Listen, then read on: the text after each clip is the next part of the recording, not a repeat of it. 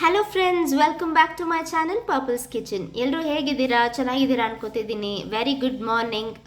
ಇವತ್ತು Monday. Okay, and so ಇವತ್ತು ಏನು ವ್ಲಾಗ್ ಅಂದರೆ ಒಂದು ತಿಂಡಿ ವ್ಲಾಗ್ ಮಾಡೋಣ ಅಂದ್ಕೊಂಡಿದ್ದೀನಿ. ಓಕೆ, ಸೊ ಎರಡು ಥರ ತಿಂಡಿ ವ್ಲಾಗ್, ಲಂಚ್ ವ್ಲಾಗ್ ಇವತ್ತಿಲ್ಲ ಅಂದರೆ ನಾಳೆ ಪೋಸ್ಟ್ ಮಾಡ್ತೀನಿ. ಓಕೆ, ಸೊ ತಿಂಡಿಗೆ ಇವತ್ತೇನು ಪ್ಲ್ಯಾನ್ ಅಂದರೆ ಅಕ್ಕಿ ರೊಟ್ಟಿ. ಯಾಕಂದರೆ ನೆನ್ನೆ ಬಂದ್ಬಿಟ್ಟು ನಾನ್ ವೆಜ್ ಚೆನ್ನಾಗಿ ತಿಂದ್ಬಿಟ್ಟಿದ್ವಿ, ಅದರಿಂದ ಒಂದು ಸ್ವಲ್ಪ ಕಾಂಪನ್ಸೇಟ್ ಮಾಡೋಕ್ಕೋಸ್ಕರ ಅಕ್ಕಿ ರೊಟ್ಟಿ ಮತ್ತು ಹಾಗಲಕಾಯಿ ತುಂಬ ಫ್ರೆಶ್ ಆಗಿ ಸಿಕ್ತು ಇವತ್ತು, ಅದರಿಂದ ಹಾಗಲಕಾಯಿ ಪಲ್ಯ. ಈ ಹಾಗಲಕಾಯಿ ಪಲ್ಯ ಬಂದ್ಬಿಟ್ಟು ಇಷ್ಟ ಇಲ್ಲದೇ ಇರೋರು ಕೂಡ ಇಷ್ಟಪಟ್ಟು ತಿಂತಾರೆ. ಯಾಕಂದರೆ ನಾನು ಒಂದು ಸಪೋನ ಟೈಮ್ ಹಾಗಲಕಾಯಿ ಪಲ್ಯ ಅಂದರೆ ತುಂಬ ದೂರ ಹೋಗ್ತಿದೆ. ಬಟ್ ಈ ರೀತಿ ಮಾಡೋಕ್ಕೆ ಕಲ್ತ ಮೇಲೆ ನನಗೆ ನಮ್ಮ ಅತ್ತೆ ಹೇಳ್ಕೊಟ್ಟಿರೋ ರೆಸಿಪಿ ನನಗಂತೂ ತುಂಬ ಇಷ್ಟ ಆಗಿತ್ತು. ಸೊ ನಾನು ಅದೇ ರೀತಿನ ನಿಮ್ಮೆಲ್ಲರ ಜೊತೆ ಶೇರ್ ಮಾಡ್ಕೊತಿದ್ದೀನಿ. ಸೊ ಖಂಡಿತವಾಗ್ಲೂ ಟ್ರೈ ಮಾಡಿ ನೋಡಿ ಹಾಗಲಕಾಯಿ ಪಲ್ಯನ. ಮತ್ತು ಒಂದು ಸ್ವಲ್ಪ ಕೆನೆ ಇದೆ, ಸೊ ಬೆಣ್ಣೆ ಒಂದು ಸ್ವಲ್ಪ ಮಾಡ್ತೀನಿ, ಫ್ರೆಶ್ ಹೋಮ್ ಮೇಡ್ ಬೆಣ್ಣೆ ಅಷ್ಟೇ. ಸೊ ಇದೇ ಇವತ್ತಿನ ಪ್ಲ್ಯಾನ್, ಬ್ರೇಕ್ಫಾಸ್ಟ್ ಪ್ಲ್ಯಾನ್. ಬನ್ನಿ ಹಂಗೆ ವ್ಲಾಗ್ ಕಂಟಿನ್ಯೂ ಮಾಡೋಣ.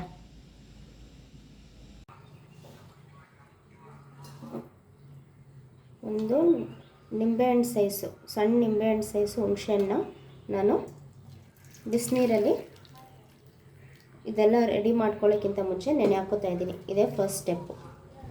ಓಕೆನಾ, ಇದು ನೆನೆಲಿ. ಇವಾಗ ನಾವು ಹಾಗಲಕಾಯಿನೆಲ್ಲ ಕಟ್ ಮಾಡ್ಕೊಳ್ಳೋಣ. ಕಟ್ ಮಾಡ್ಕೊಳ್ಳೋಕ್ಕೆ ಫಸ್ಟು ಎರಡೇ ಕಟ್ ಮಾಡಿಕೊಂಡು ಆಮೇಲೆ ಒಂದು ಸ್ಪೂನಲ್ಲಿ ಈ ರೀತಿ ತೊಗೊಂಬರ್ಬೇಕು, ಶಾರ್ಪಾಗಿರೋ ಸ್ಪೂನಲ್ಲಿ. ಒಂದು ನಿಮಿಷ.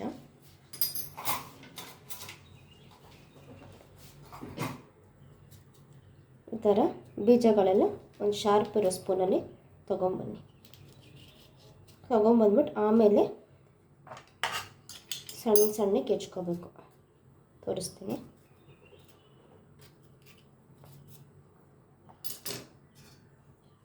ನಿಮಗೆ ಯಾವ ನೈಫ್ ಈಸಿ ಅನಿಸುತ್ತೋ ಆ ನೈಫಲ್ಲಿ ಕಟ್ ಮಾಡ್ಕೊಳ್ಳಿ.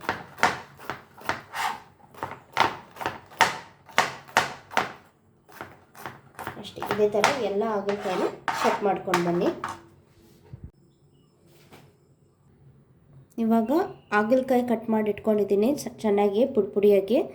ಆಮೇಲೆ ಇದಕ್ಕೆ ಒಂದು ಮೀಡಿಯಮ್ ಸೈಜ್ ಟೊಮೆಟೊ ಪ್ಲಸ್ ಒಂದು ಈರುಳ್ಳಿ, ಒಂದು ದಪ್ಪ ಈರುಳ್ಳಿನ ಕಟ್ ಮಾಡಿ ಇಟ್ಕೊಂಡಿದ್ದೀನಿ. ಬನ್ನಿ ಇವಾಗ ಹೆಂಗೆ ಮಾಡೋದು ಅಂತ ನೋಡೋಣ. ಇವಾಗ ನಾನು 1 ಟೀ ಸ್ಪೂನು ಕಡಲೆ ಎಣ್ಣೆ ಹಾಕ್ಕೋತಾ ಇದ್ದೀನಿ. ನಿಮ್ಗೆ ಯಾವ ಎಣ್ಣೆ ಬೇಕಾದರೂ ಹಾಕ್ಕೋಬೋದು. ಈರುಳ್ಳಿ ಟೊಮೆಟೊ ಎಲ್ಲ ಇರೋದ್ರಿಂದ ಒಂದು ಸ್ವಲ್ಪ ಒಂದೂವರೆ ಟೀ ಸ್ಪೂನ್ ಅಷ್ಟೇ ಹಾಕ್ಕೊಂಡಿದ್ದೀನಿ ಎಣ್ಣೆನ. ಎಣ್ಣೆ ಚೆನ್ನಾಗಿ ಕಾಯಲಿ. ಇವಾಗ ಎಣ್ಣೆ ಕಾಯ್ದಿದೆ. ಇವಾಗ ಇದಕ್ಕೆ ನಾನು 1 ಟೀ ಸ್ಪೂನು ಸಾಸಿವೆ ಹಾಕೋತಾ ಇದ್ದೀನಿ. ಸಾಸಿವೆ ಚಿಟಪಟ ಅಂದಮೇಲೆ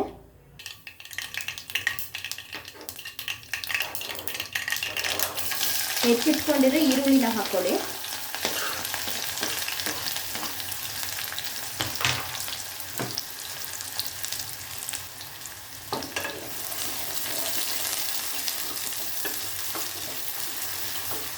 ಈರುಳ್ಳಿ ಚೆನ್ನಾಗಿ ಕೆಂಪಗೆ ಫ್ರೈ ಆಗಬೇಕು, ತುಂಬ ಕೆಂಪಗಲ್ಲ, ಒಂದು ಸ್ವಲ್ಪ ಗ್ಲಾಸ್ ಕನ್ಸಿಸ್ಟೆನ್ಸಿ ಬರೋವರೆಗೂ ಈರುಳ್ಳಿನ ಫ್ರೈ ಮಾಡ್ಕೊಳ್ಳಿ. ಅದ್ರ ಜೊತೆಗೆ 4 ಕರ್ಬೇವಿನ ಸೊಪ್ಪು ಹಾಕ್ಕೊಳ್ಳಿ.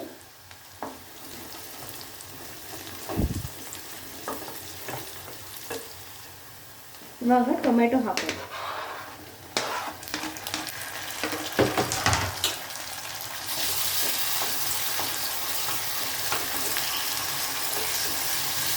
ಟೊಮೆಟೊ ಒಂದು ಚೆನ್ನಾಗಿ ಸಾಫ್ಟ್ ಆಗೋವರೆಗೂ ಫ್ರೈ ಮಾಡಿಕೊಂಡು ಆಮೇಲೆ ಹಾಗಲಕಾಯಿನ ಹಾಕ್ಕೊಳ್ಳೋಣ.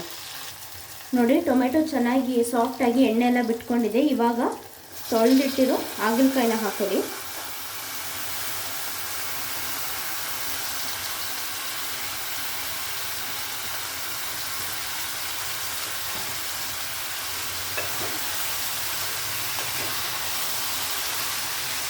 ಚೆನ್ನಾಗಿ ಮಿಕ್ಸ್ ಮಾಡಿ. ನೀರು ಬಿಟ್ಕೊಳ್ಳುತ್ತೆ, ನೀರು ಸಿಯೋವರೆಗೂ ಚೆನ್ನಾಗಿ ಹಾಗಲಕಾಯಿನ ಫ್ರೈ ಮಾಡಬೇಕು ಫಸ್ಟು.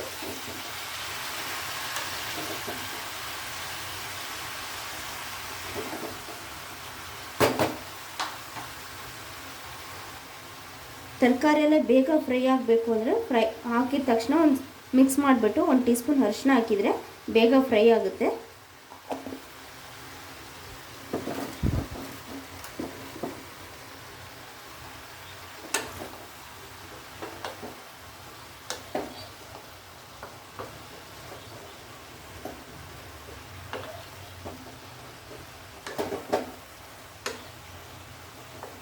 ಚೆನ್ನಾಗಿ ಮಿಕ್ಸ್ ಮಾಡಿ ನೀರು ಬಿಟ್ಕೊಂಡು ಮೇಲೆ ನೋಡಿದ್ರೆ ನೀರು ಬಿಟ್ಕೊಂಡಿದ್ದು ಕಾಣಿಸ್ತಿದ್ಯಾ? ಕಾಣಿಸ್ತಾ ಇಲ್ಲ ಅನಿಸುತ್ತೆ, ಬಟ್ ನೀರು ಬಿಟ್ಕೊಳ್ಳುತ್ತೆ. ನೀರು ಬಿಟ್ಕೊಳ್ಳೋವರೆಗೂ ಚೆನ್ನಾಗಿ ಫ್ರೈ ಮಾಡಿಕೊಂಡು ಆ ನೀರು ಫುಲ್ ಸೀದ ಮೇಲೆ ನಾವು ಹುಣಸೆಹಣ್ಣು ನೀರು ಬಿಡಬೇಕು.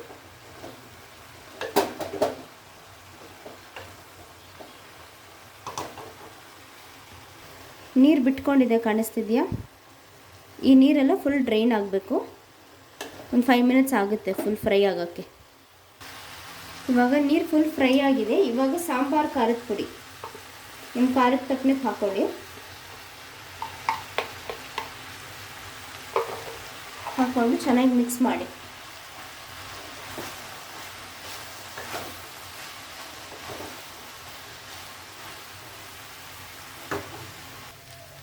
ಇವಾಗ ಹುಣಸೆಹಣ್ಣು ನೀರು ಬಿಟ್ಕೋಬೇಕು. ಹುಣಸೆಹಣ್ಣು ಫಸ್ಟ್ ಈ ಥರ ಕಿವುಚ್ಕೊಬಿಡ್ಬೇಕು.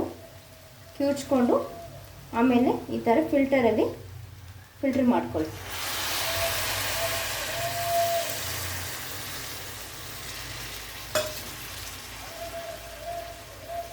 ಫಿಲ್ಟರ್ ಮಾಡಿಕೊಂಡ್ರೆ ಫುಲ್ಲು ಬರೀ ಹುಣಸೆಹಣ್ಣು ನೀರು ಮಾತ್ರ ಬರುತ್ತೆ. ಸೊ ನುಣ್ಣಗೆ ಈ ಥರ ಫಿಲ್ಟರ್ ಮಾಡಿಕೊಂಡು ಆಮೇಲೆ ನಮಗೆ ಬೇಕಾಗಿದ್ದಷ್ಟು ಉಪ್ಪು.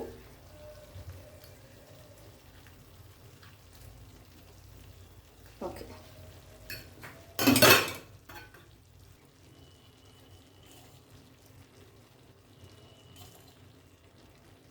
ನಾನು 1 ಟೀ ಸ್ಪೂನ್ ಉಪ್ಪು ಹಾಕ್ತಾಯಿದ್ದೀನಿ.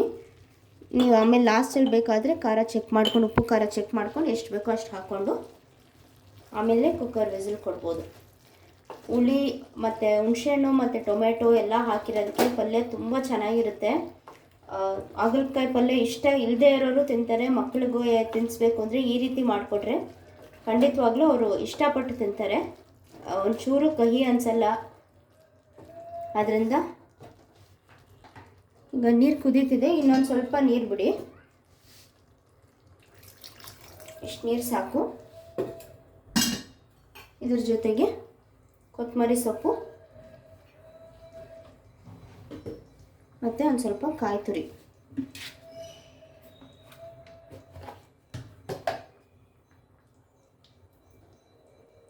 ಕಾಯಿ ಯಾವಾಗಲೂ ತುರಿದು ಫ್ರಿಜ್ಜಲ್ಲಿ ಇಟ್ಕೊಂಡ್ರೆ ಈ ಥರ ಬೆಳಗ್ಗೆ ಟೈಮಲ್ಲಿ ಅಡುಗೆ ಮಾಡೋಕ್ಕೆ ಈಸಿ ಅನಿಸುತ್ತೆ. ಸೊ ಎಲ್ಲ ಮಿಕ್ಸ್ ಮಾಡಿ. ಇವಾಗ ಮಿಕ್ಸ್ ಮಾಡಿಬಿಟ್ಟು ಉಪ್ಪು ಖಾರ ಚೆಕ್ ಮಾಡಿ ಬೇಕಾದರೆ ಹಾಕ್ಕೊಂಡು ಆಮೇಲೆ ಕುಕ್ಕರ್ ವಿಸಿಲ್ಗೆ ಇಡ್ಬೋದು. ನಾನು ತಂದಿರೋದು ಅರ್ಧ kg ಆಗೋಷ್ಟು ಹಾಗಲಕಾಯಿ. ಸೊ ನಮ್ಮಿಬ್ಬರಿಗೆ ಸರಿ ಹೋಗುತ್ತೆ. ನಿಮ್ಗೆ ಎಷ್ಟು ಬೇಕೋ ಅಷ್ಟು ತಗೊಂಡು ಹುಣಸೆಹಣ್ಣು ನೋಡ್ಕೊಂಡು ಹಾಕ್ಕೊಳ್ಳಿ. ಅರ್ಧ kgಗೆ ನಾನು ತೋರಿಸಿರೋ ಇದು ಸಾಕು, ಹುಣಸೆಹಣ್ಣು ಸೈಜ್ ಸಾಕು. ಈಗ ಉಪ್ಪು ಖಾರ ಚೆಕ್ ಮಾಡ್ಕೊಳ್ಳಿ.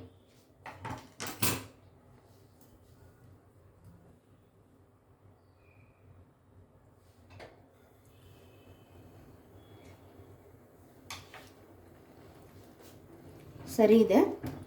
ಇವಾಗ ಇದಕ್ಕೊಂದು ಸ್ವಲ್ಪ ಲಾಸ್ಟಿಗೆ ಉಪ್ಪು ಖಾರ ಸರಿ ಇದ್ದರೆ ಮಾತ್ರ ಲಾಸ್ಟಾಗಿ ಒಂದು ಅರ್ಧ ಸ್ಪೂನ್ ಬೆಲ್ಲ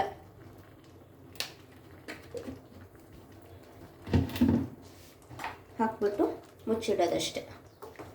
2 ವಿಸಿಲ್ ಕೊಡಿ, ಹಾಗಲಕಾಯಿ ಪಲ್ಯ ರೆಡಿ ಆಗುತ್ತೆ.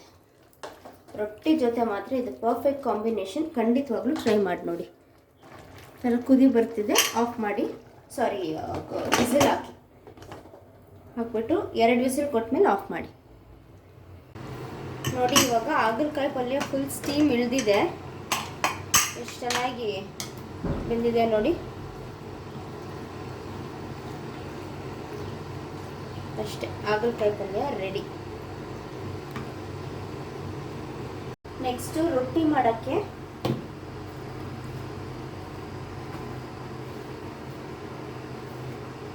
ಎರಡು ಕಪ್ ಅಕ್ಕಿ ಹಿಟ್ಟು,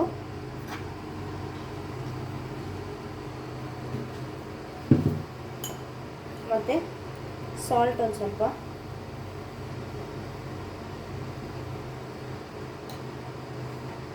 ಮರಳ ನೀರು ಹಾಕಬೇಕು. ನೀರು ನೋಡಿ ಫುಲ್ ಬಬಲ್ಸ್ ಬರ್ತಿದೆ. ಇಷ್ಟು ಮರಳ ನೀರನ್ನ ಹಾಕೋಬೇಕು.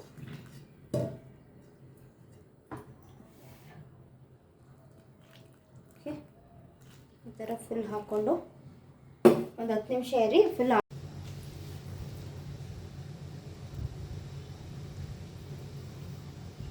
ಸ್ವಲ್ಪ ಬಿಸಿ ಇದೆ, ವೆಯ್ಟ್ ಮಾಡಿ. ಹಂಗೂ ಕಲಿಸ್ಕೋಬೇಕು ಅಂದರೆ ಈ ಥರ ಸೌಟ್ ರೊಟ್ಟಿ ತೆಗಿತೀವಲ್ಲ ಅದೇ ಸೌಟಲ್ಲಿ ಜೆಂಟಲ್ ಮಿಕ್ಸ್ ಕೊಡಿ.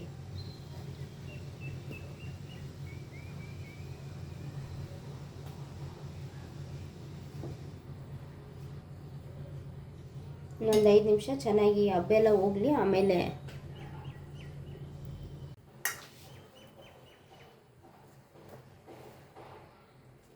ಈಗ ರೊಟ್ಟಿ ಇಟ್ಟು ಕೈ ಮುಟ್ಟೋ ಬಿಸಿಗೆ ಬಂದಿದೆ.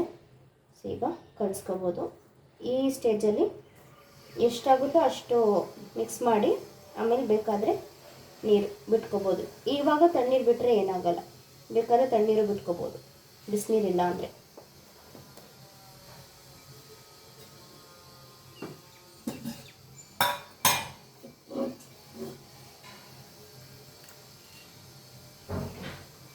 ನನ್ನ ಹತ್ರ ಬಿಸಿನೀರಿದೆ, ಅದರಿಂದ ಬಿಸಿನೀರು ಹಾಕೋತಾ ಇದ್ದೀನಿ. ಬಿಸಿನೀರಿಲ್ಲ ಅಂದರೆ ತಣ್ಣೀರನ್ನು ಹಾಕೋಬೋದು. ಅಂದರೆ ನೀರು ಮಾತ್ರ ಜಾಸ್ತಿ ಬಿಡೋಕೆ ಹೋಗ್ಬೇಡಿ, ರೊಟ್ಟಿ ತಟ್ಟೋದು ಕಷ್ಟ ಆಗುತ್ತೆ.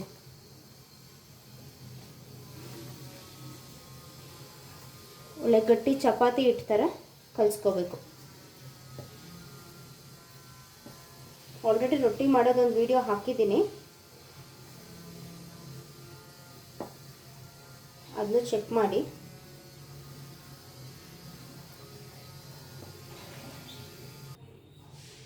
ನೋಡಿ, ಈ ಥರ ಫುಲ್ ಚಪಾತಿ ಹಿಟ್ಟು ಥರ ಕಲಿಸ್ಕೊಂಡಿದ್ದೀನಿ. ಚಪಾತಿ ಹಿಟ್ಟು ಥರ ಅಷ್ಟು ಗಟ್ಟಿ ಅಲ್ಲ, ಹಿಂಗೆ ನೋಡಿ, ಹಿಂಗೆ ಮುಟ್ಟಿದ್ರೆ ಹಿಂಗೆ ಒಳಗೆ ಹೋಗ್ಬೇಕು, ಸ್ಮೂತಾಗಿ ಒಳಗಡೆ ಹೋಗ್ಬೇಕು. ಈ ಕನ್ಸಿಸ್ಟೆನ್ಸಿ ಕರೆಕ್ಟಾಗಿರುತ್ತೆ ಅಷ್ಟು. ಇವಾಗ ರೊಟ್ಟಿ ಮಾಡೋಣ. ಕೈಯಲ್ಲೇ ತಟ್ಟಬೇಕು, ತುಂಬ ಈಸಿ ಇರುತ್ತೆ. ಬಟ್ ಪ್ರಾಕ್ಟೀಸ್ ಇದ್ದರೆ ಬೇಗ ಬೇಗ ಮಾಡ್ಬೋದು. ಕಿತ್ತೋದ್ರೂ ಪರವಾಗಿಲ್ಲ, ಬಟ್ ಪ್ರಾಕ್ಟೀಸ್ ಮಾಡಿ, ಬೇಗ ಆಗುತ್ತೆ. ಈ ರೊಟ್ಟಿ ತುಂಬ ಒಳ್ಳೆಯದು, ತುಂಬ ಚೆನ್ನಾಗಿರುತ್ತೆ ಮಾಡೋಕ್ಕೆ. ಒಂದು ಸ್ವಲ್ಪ ಅಕ್ಕಿ ಹಿಟ್ಟು ತೊಗೊಂಡಿದ್ದೀನಿ ಕೆಳಗಡೆ. ಇವಾಗ ಎಷ್ಟು ಸೈಜ್ ಬೇಕೋ ಅಷ್ಟು ಸೈಜು ಫಸ್ಟ್ ಚೆನ್ನಾಗಿ ಈ ರೀತಿ ರೋಲ್ ಮಾಡಿಕೊಂಡು ಒಂದು ರೌಂಡ್ ಶೇಪ್ ತೊಗೊಂಬಂದ್ಬಿಡಿ. ಆಮೇಲೆ ತಟ್ಟಬೇಕು, ಆವಾಗ ಈಸಿ ಇರುತ್ತೆ. ಕೈಯಲ್ಲಿ ಈ ಥರ ಹಸಿಟ್ಟು ಹೆಚ್ಕೊಂಡು ಕಾರ್ನರ್ಸಿಂದ ತಟ್ಕೊಂಬರ್ಬೇಕು. ಮಧ್ಯ ಮಧ್ಯೆ ಹಿಂಗೆ ತಟ್ಕೊಂಡು ಹೋದರೆ ಇಲ್ಲಿ ಹೋಲ್ಸ್ ಆಗಿಬಿಡುತ್ತೆ. ಅದರಿಂದ ಕಾರ್ನರಿಂದ ಇದೇ ರೀತಿ ತಟ್ಕೊಂಬರ್ಬೇಕು. ಒಂದು ಕಡೆ ಸೈಡಲ್ಲಿ ಈ ಕೈ ಟಚ್ ಆಗ್ತಾನೆ ಇರಬೇಕು, ಆವಾಗಲೇ ರೌಂಡ್ ಆಗೋದು, ಇಲ್ಲಾಂದರೆ ಕಿತ್ಕೊಂಡು ಹೋಗುತ್ತೆ.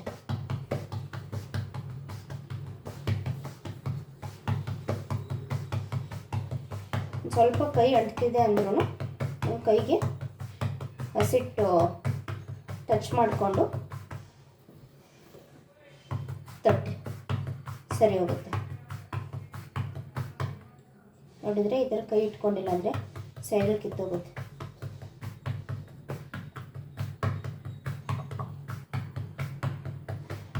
ಇಷ್ಟೇ, ತುಂಬ ಈಸಿ.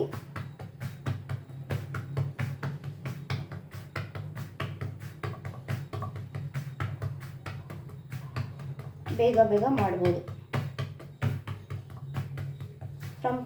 ಫ್ರಮ್ ಸ್ಕ್ರ್ಯಾಚಿಂದ ಹೇಳ್ತಿದ್ದೀನಿ ಈ ಅಕ್ಕಿ ರೊಟ್ಟಿ ರೆಸಿಪಿನ. ಸೊ ನೀವು ಟ್ರೈ ಮಾಡಿ ನೋಡಿ. ಬಿಸಿನೀರಲ್ಲೇ ಕಲಿಸ್ಕೋಬೇಕು, ಅದು ತುಂಬ ತುಂಬ ಇಂಪಾರ್ಟೆಂಟ್ ಸ್ಟೆಪ್. ಈ ಥರ ಕೈಯಲ್ಲಿ ತಟ್ಟಂಗಿದ್ರೆ. ಇವಾಗ ಇದನ್ನು ಯಾವ ರೀತಿ ತಗೋಬೇಕು ಅಂದರೆ, ತಗೊಂಡು ಕೈ ಕೆಳಗಡೆ ಹಾಕಿ ಕೈ ಇಟ್ಕೊಂಡು ಹೆಂಚು ಮೇಲೆ ಹಾಕಬೇಕು. ತೋರಿಸ್ತೀನಿ ರೀ, ಹೆಂಚು ಮೇಲೆ ಹಾಕೋದು ತೋರಿಸ್ತೀನಿ ನಾನು ಹಿಂಗೆ ಅಂತ.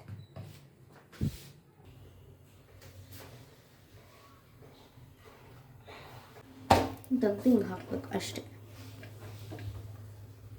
ಫಿನಿಶ್.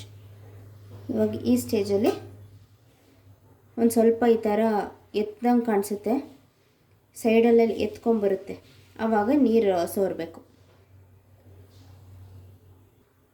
ಕಾಣಿಸ್ತಿದೆಯಾ? ಸೈಡಲ್ಲೆಲ್ಲ ಈ ಥರ ಎತ್ಕೊಂಡಂಗೆ ಬರುತ್ತೆ. ಈ ಸ್ಟೇಜಲ್ಲಿ ನಾವು ನೀರು ಹಾಕಬೇಕು. ಜಾಸ್ತಿ ಅಲ್ಲ, ಒಂದು ಸ್ವಲ್ಪ ಹಿಂಗೆ ಸೋರಬೇಕು. ಬಟ್ಟೆ ತಗೊಂಡು ಸೋರಬೇಕು, ಇಲ್ಲಾಂದರೆ ಕೈ ಸುಟ್ಟೋಗುತ್ತೆ. ಸೋರಿದ ಮೇಲೆ ಸೋರಿದ ತಕ್ಷಣವೇ ತಿರುಗಿಸಾಕಬೇಕು, ಇಲ್ಲಾಂದರೆ ಸೀದೋಗುತ್ತೆ.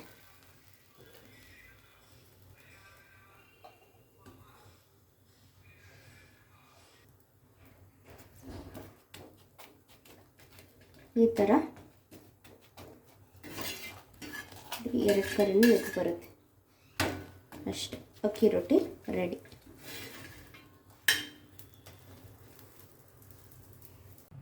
ಸೊ ತಿಂಡಿ ಇವತ್ತು ಅಕ್ಕಿ ರೊಟ್ಟಿ, ಹಾಗಲಕಾಯಿ ಪಲ್ಯ ಮತ್ತು ಬೆಣ್ಣೆ.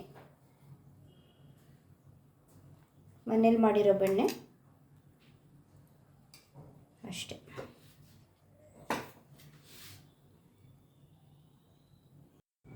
ಓಕೆ ಫ್ರೆಂಡ್ಸ್, ನಮ್ಮ ವಿಡಿಯೋ ನಿಮ್ಗೆ ಇವತ್ತು ಇಷ್ಟ ಆಗಿರುತ್ತೆ ಅನ್ಕೋತಿದ್ದೀನಿ. ಪ್ಲೀಸ್ ಲೈಕ್ ಮಾಡಿ, ಶೇರ್ ಮಾಡಿ, ಸಬ್ಸ್ಕ್ರೈಬ್ ಮಾಡ್ಕೊಳ್ಳಿ. Thank you for watching. Bye.